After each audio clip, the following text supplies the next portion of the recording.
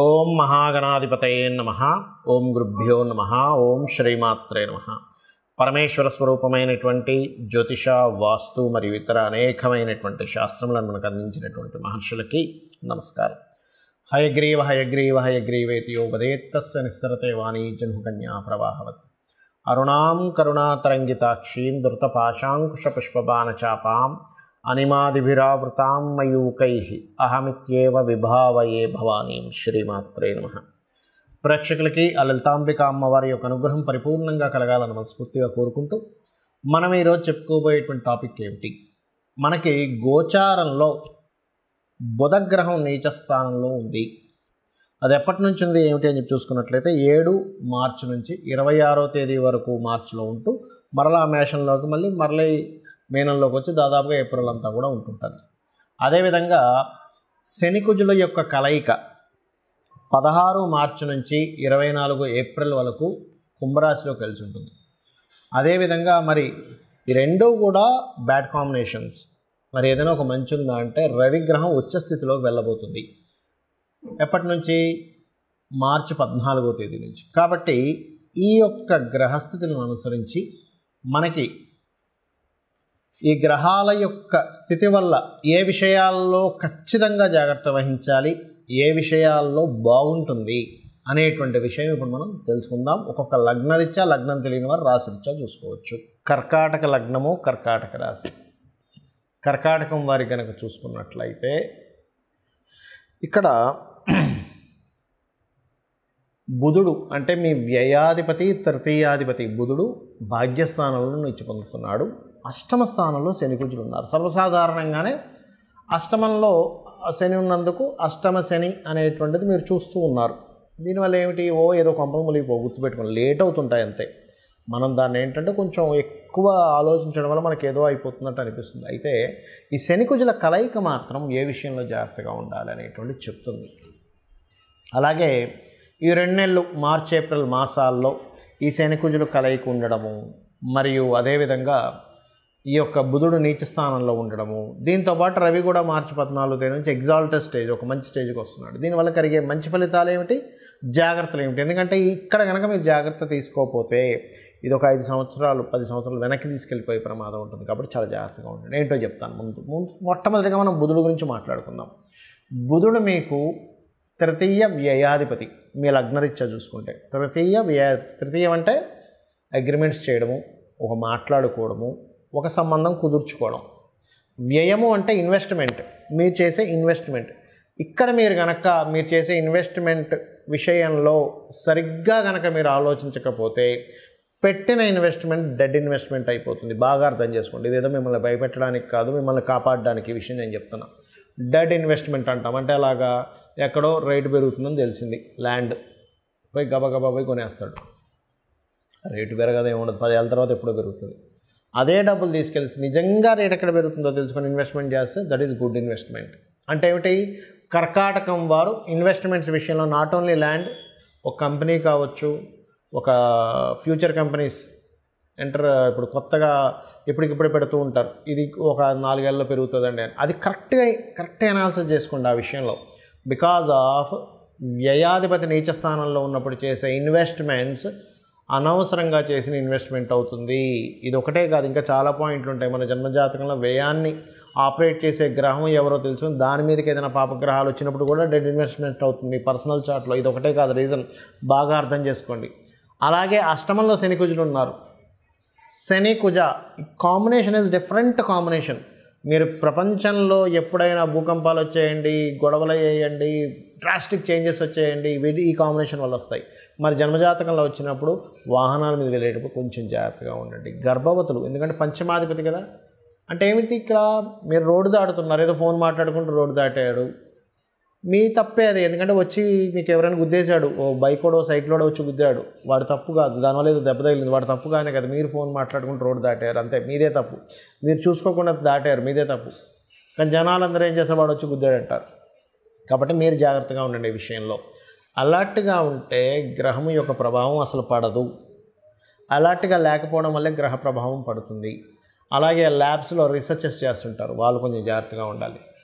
సంతానం కోసం చేసే ప్రయత్నం విషయంలో జాగ్రత్తగా ఉండాలి. షేర్ మార్కెటింగ్ రిలేటెడ్ సంబంధించిన విషయంలో ఇన్వెస్ట్మెంట్ చేసేస్తారు తీసుకెళ్ళి ఈ షేర్ పెరిగిపోతుంది, చాలా జాగ్రత్తగా ఉంటుంది బికాజ్ ఆఫ్ పంచమాధిపతి. మరి మంచి ఏమిటి? మీరు ఏదో మంచి కూడా చెప్తా అన్నారు కదండి, ఖచ్చితంగా ఉంది మంచి. దశమ స్థానంలో రవి ఎగ్జాల్ట్ అవుతున్నాడు మార్చ్ 14 నుంచి. అక్కడి నుంచి మీకు కెరియర్ పరంగా అద్భుతమైనటువంటి యోగాన్ని ఇస్తాడు. అక్కడ మార్చ్ 14 నుంచి ఒక 1 నెల రోజుల పాటు ఒక మంచి, అయితే మే 1కే జరిగిపోతున్నాడు కాబట్టి ఒక 15 రోజులైనా మంచి యోగం ఉంది. ఆ టైంలో మీరు కెరియర్ పరంగా ఏదైతే వెతుక్కుంటారో, కెరియర్ పరంగా ప్రమోషన్స్ కోసం ప్రయత్నాలు చేస్తూ ఉంటారో, భార్య పేరు మీద ఏదైనా ప్రాపర్టీ రిలేటెడ్ సంబంధించిన ఏదైనా కొనుక్కోవాలనుకుంటుంటారో అవన్నీ కూడా పాజిటివ్గా ఉంటాయి. అయితే వీటికి మరి ఈ శని కుజ బుధుడికి ఏమిటండి రిజల్ట్ అంటే, ఒక విష్ణు ఆలయానికి వెళ్ళండి, దూరంగా ఉండేటువంటి విష్ణు క్షేత్రానికి వెళ్ళండి, బుధ సంబంధించిన దోషం పోతుంది. కాళికాదేవిది కానీ కాలభైరవ అష్టకం కానీ చదవండి, శని కుజ బుధ గ్రహాల దగ్గర దీపారాధన చేయండి, ఖచ్చితంగా బాగుంటుంది. ఇక్కడ యూనివర్సల్గా అసలు ఏం జరుగుతుంది, అసలు జాతకమే తెలియదండి, నాకు రాశి తెలియదు, లగ్నం తెలియదు, ఏమీ తెలియదు, మరేం చేసుకోవాలో కూడా చెప్తానండి. ఇక్కడ యూనివర్సల్గా జరిగేది ఏమిటి అంటే, నేను మీకు ఫిబ్రవరి నుంచి ఇండికేట్ చేస్తూనే ఉన్నా, జనవరి ఫిబ్రవరి నుంచి అల్లర్లు జరుగుతాయి, జాగ్రత్తగా ఉండండి. కొన్ని అల్లర్లు జరిగాయి. బాంబేలుళ్ళు జరుగుతాయి, జాగ్రత్తగా ఉండండి. బాంబేలుళ్ళు కూడా జరిగాయి. అదేవిధంగా సడన్ ఇన్సిడెంట్స్ జరుగుతాయి. నౌకాదళాల మీద కూడా కొన్ని ఇవి జరుగుతాయి, అంటే నీటిలో ప్రయాణం చేసే వాటి మీద సడన్గా అటాక్స్ జరుగుతాయని చెప్పాను ఛానల్స్లో. అంటే అదేదో నా గొప్పతనం కాదండి, 1% కూడా నా గొప్పతనం కాదు, మహర్షులు మనకు అందించిన గొప్ప విజ్ఞానం అని చెప్తున్నా. ఇదంతా కూడా ఇదేదో మనం ఏదో చదివేసుకున్నాం ఆస్ట్రాలజీ, అందుకే నేను గొప్పగా చెప్పేశాను, ఇదంతా తప్పు. నా అలా అనుకుంటే కంప్లీట్గా సరస్వతీదేవికి మనం సరస్వతి అమ్మవారు మనకు అనుగ్రహించి ఇచ్చింది అనేటువంటిది మనం అర్థం చేసుకోవాలి. ఆ మహర్షులు గొప్పతనం అర్థం చేసుకోవాలి. వాళ్ళ పాదధూళి యొక్క అనుగ్రహం ఉంటే మనం ఈ మాత్రం ఏదో చెప్పగలం అనేది మనం అర్థం చేసుకోవాలి. అయితే ఇక్కడ నేను చెప్పేది ఒకటే, ఇదంతా ఎందుకు చెప్తున్నా అంటే ఇంకా ఉందండి. ఈ శని కుజుల కలయిక ఉంది, బుధుడు ఉన్నాడు. ఈ బుధుడు యూనివర్సల్గా ఏం చేస్తాడంటే, ఈ 2 నెలలు కూడా షేర్ మార్కెట్లో సడన్ అప్ అండ్ డౌన్స్ ఇస్తాడు. షేర్ మార్కెట్ గురించి బాగా తెలిసిన వాళ్ళు దీన్ని డబ్బు చేసుకునే వాళ్ళు ఉంటారు. షేర్ మార్కెట్ సరిగ్గా తెలియని వాళ్ళకి పరిస్థితి ఏమిటి అంటే, దీనివల్ల నష్టపోతారు. అంటే బాగా అనుభవం ఉన్న వాళ్ళు చూడండి, ఇప్పుడు మార్కెట్ ఉంది, ఈ పలానా సమయాల్లో రేట్లు తగ్గుతాయి కానీ 1 నెల పోతే బాగా పెరుగుతాయని ఒక అంచనా ఉన్నవాడు ఏం చేస్తాడు, ఇప్పుడు కొనిపెట్టేసారా, నాకు తెలుసు 30 సంవత్సరాల ఎక్స్పీరియన్స్ ఉందంటాడు, కొంటాడు, పక్కన పెడతాడు, టక్కన రైజ్ అవుతుంది, అమ్ముతాడు, అప్పుడు బాగా డబ్బులు వస్తాయి. అలా ఏంటంటే షేర్ మార్కెట్లో విపరీతమైన ఫ్లక్చువేషన్స్ ఈ బుధుడు ఇవ్వనున్నాడు, చాలా జాగ్రత్తగా ఉండండి. ఇది అద్భుతమైన ధనయోగాన్ని ఇస్తుంది, అద్భుతంగా లోపలికి తీసుకెళ్ళిపోతుంది. సో ఫ్లక్చువేషన్ విపరీతంగా ఉండేటువంటి సమయం ఇది. ఇక రెండవది, ఇక్కడ రవి శనిని, కుజుణ్ణి, రాహుని దాటుకుంటూ తిరుగుతున్నాడు ఆయన. అసలు రాజకీయాల్లో మీరు మనకు స్వాతంత్రం వచ్చినప్పటి నుంచి ఇప్పటి వరకు చూడనటువంటి డిఫరెంట్ కోణాలు జరుగుతాయి దీనివల్ల. నేను ఇది ఫిబ్రవరి నుంచి చెప్పుకుంటూ వస్తున్నా, మరలా ఎందుకు గుర్తు చేస్తున్నా అంటే, గ్రహాల యొక్క ప్రభావం ఎలా ఉంది. ఎందుకు చెప్తున్నానంటే ఈ మాట, చాలామంది తెలియక ఈ రాజకీయ సంబంధించిన వాటి మీద కూడా బెట్టింగ్స్ కాస్తుంటారు. దయచేసి వాటి జోలికి వెళ్ళకండి, ఎందుకంటే బెట్టింగ్ రిలేటెడ్ సంబంధించినంత బుధుడు కారకత్వం, ఆయన నీచబడ్డాడు అంటే అయిపోయింది. కాబట్టి ఈ విషయాన్ని గుర్తుపెట్టుకోండి. అలాగే మరి రాశి నక్షత్రం తెలియని వారు ఏం చేయాలో అని చెప్తా అన్నా. ఏమిటది అంటే, శని కుజులు కలయిక ఉండడం వల్ల చేసే జాబ్లో ప్రతి జాబ్ దగ్గర ఏదో ఒక తెలియని ఒక ఘర్షణ, మార్పులు జరుగుతూ ఉంటాయి. Because of Saturn is the working nature and worker అనుకుంటే, కుజుడు ఈజ్ ఫైటింగ్. ఈ కలయిక ఉంది ఇక్కడ. అలాగే ప్రతి బిజినెస్లోని ఏదో తెలియని ఒక స్ట్రెస్ ఉంటుంది. కానీ ఈ స్ట్రెస్లు, ఈ బిజినెస్లో, ఎందుకంటే బిజినెస్ కారకుడు అయినటువంటి బుధుడు నీచ స్థానంలో ఉంటున్నాడు. కానీ ఈ కాంబినేషన్ ఏదైతే ఉందో గుర్తుపెట్టుకోండి, దీన్ని అర్థం చేసుకుంటూ ముందుకు వెళ్ళగలిగారా సూపర్గా ఉంటుంది. బిజినెస్లో కానీ జాబ్లో కానీ. మరి కేవలం అర్థం చేసుకుంటే సరిపోతుందా అంటే ఏమీ లేదు. సింపుల్ టెక్నిక్ ఒకటి చెప్తాను, ఇది కనుక మీరు చేయగలిగితే లోకం మొత్తం ఎలా ఉన్నా మీకు మాత్రం చాలా అద్భుతంగా ఉంటుంది. గుర్తుపెట్టుకోండి, ఈ టెక్నిక్ కనుక చేయగలిగితే ప్రపంచం మొత్తం ఏమైపోయినా మీకు మాత్రం బాగుంటుంది. అదేమిటో చెప్తాను చూడండి. మీకు దగ్గరలో గోశాల ఉందండి, సింపుల్గా ఏం లేదు, పిడికెడు బెల్లము, క్యారెట్లు, ఆకుకూరల్లో సింపుల్గా గోంగూర కట్ట చక్కగా కట్ చేసి ఆ గోవు దగ్గరికి వెళ్ళి, దేశీవాలి గోవు సాక్షాత్ అమ్మవారి గోవు రూపంలో ఉందని భావించండి.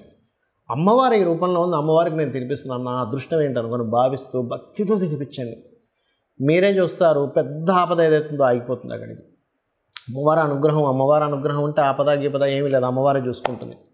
ఆ రకంగా మీకు ఆ సపోర్ట్ అనేటువంటిది లభిస్తుంది. అయితే ఇక్కడ ఇంకొక విషయం చెప్పి మీకు ఒక క్లారిటీ ఇస్తా. ఏమిటది అంటే, మీ జన్మజాతకంలో గనక నీచ గ్రహాలు బలంగా ఉన్నాయి, ఇబ్బందికరమైనటువంటి వాళ్ళకు మాత్రమే ఎక్కువ ఎఫెక్ట్ ఉంటుంది. కానీ జన్మజాతకంలో విపరీత రాజయోగాలున్నా, ధనయోగాలున్నా, విపరీత ధనయోగాలున్నా, భగవత్ అనుగ్రహము అంటారు. అంటే గురుగ్రహం గనక రాశిని చూస్తున్నా, లగ్నాన్ని చూస్తున్నా, జన్మజాతకంలో గురువు యొక్క అనుగ్రహం బలంగా ఉన్నా ఏమీ అవ్వదు. ఎలా అంటే, ఒక బుల్లెట్ ప్రూఫ్ వేసుకున్న వ్యక్తి ఈ బుల్లెట్ తగులితే ఏమవుతుంది, అదొక బుల్లెట్ ప్రూఫ్ లాగా పనిచేస్తూ ఉంటుంది. అయితే ఇక్కడ మీకు అనిపించవచ్చు, ఏమండి మరి నాకు గురుబలం ఉందో లేదో నాకు తెలియదు, నాకు జాతకం లేదు, మరి ఏం చేయాలి?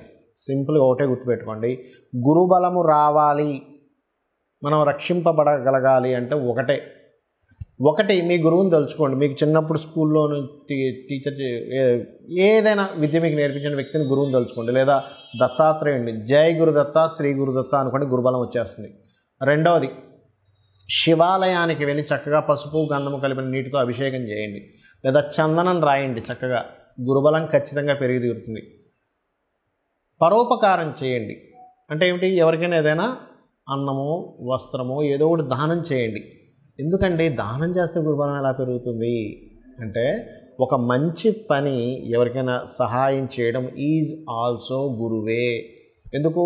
మీరు వాళ్ళు ఇబ్బందిలో ఉన్నారు, అబ్బాయి ఎలారా నాయన నా ఫుడ్ అనుకున్నాం, ఒక వ్యక్తి వచ్చి వాళ్ళకి సపోర్ట్ చేస్తారు, దట్ ఈజ్ ఆల్సో మీరు వాళ్ళు ఇబ్బందిలో ఉన్నారు, వాళ్ళకి ఇబ్బందిలో ఉన్న వాడికి నేను హెల్ప్ చేస్తున్నా, గురుతత్వం వచ్చేసింది అక్కడ. కాబట్టి ఎవరు ఏ ఇబ్బందిలో ఉన్నా చిన్నపాటి హెల్ప్, మీకు తోచిన హెల్ప్ చేయండి, ఇది కూడా గురుబలంగా మారుతుంది.